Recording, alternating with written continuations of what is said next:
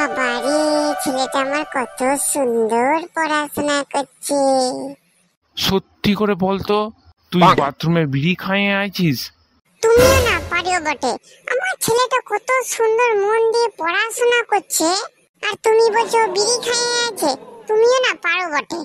আরে আমি সত্যি কথা বলছি, বাথরুমে একদম ধোঁয়ায় ধোঁয়ায় হয়ে যাচ্ছে, কিছু দেখতেই পাচ্ছি না, মনে হচ্ছে কই মিল গিয়া জাদুটা চলে আইছে আমাদের বাথরুমের ভেতরে। তোমার গুয়ে যা গন্ধ! এতক্ষণে যদি কই মিল গিয়া জাদুটা চলেও আসে, তাহলে এতক্ষণে মনে হয় দোয়া মাটকে ওখানে মরে পড়ে আছে। তাড়াতাড়ি যাও, হসপিটালে নিয়ে যাও, যদি বাঁচে তো বাঁচবে। সত্যি করে বল, বিড়ি খাইয়ে আছিস নাকি? জানিস তোর মতন বয়সে বিড়ি যে কি জিনিস সেটাই জানতাম নাই। বিড়ি? সেটা আবার কি? কেমন করে খায়? কই মা কোনদিন আমাকে রান্না করে খাওয়ালো না তো, যে জানি না। তাহলে বাথরুমে ওরকম ভাবে বিড়ির ধোঁয়াতে ভর্তি হলো কি করে? গন্ধে একদম ভকভক করছে। পাশের বাড়ি চিকেন কষা হলে এখানে কি সুন্দর সেন্টও বেরোয়। মনে হয় পাশের বাড়ি কেউ খাইয়েছে, ওই জন্যই বাথরুমের গন্ধটা চলে আইছে।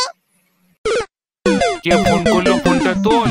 পড়ার সময় যত বন্ধু বান্ধবে ফোন করছে, আর স্পিকারে রেখে কথাটা বলবি। কি রে ঢ্যাম না, একটা বিড়ি নিতে বলেছিলাম আর তুই আমার পুরো বিড়ির বান্ডিলটাই নিয়ে চলে গেছিস। এবার আমার সকালবেলা প্রেসারটা হচ্ছে না, তাড়াতাড়ি আমাকে বিড়িগুলো দিয়ে যাক। একটা বিড়ি খাবো তবে হাগাটা বেরোবে। আয় আয় আয়, বাড়ি আয়। এবারে আমি তোকে বিড়ি রাঁধিয়ে দিচ্ছি, তুই দমে খাবি। ও বাবা গো, ও মা গো, আমাকে ছেড়ে দাও গো, আমি মরে যাবো গো।